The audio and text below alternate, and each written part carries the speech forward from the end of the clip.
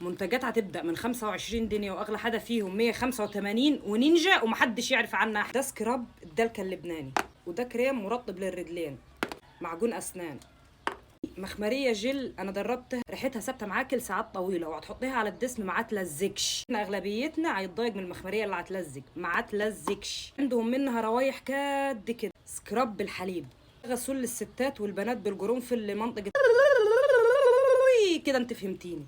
وده بيكيني بالم لمنطقة البيكيني، حتة التشيز كيك. وده زيت النمل الإيراني، بعد ما بتشيلي شعر جسمك شيفنج أو سويت بتستخدمي زيت النمل ده، بيطلعش الشعر بسرعة. أغلى واحد فيهم 185. مية ورد خام، يعني النقطة منها بحسها. هدرب معاكم دلوقتي معجون الأسنان لأن أنا عندي اصفرار. ده بيديكي تبييض في خلال 3 أيام.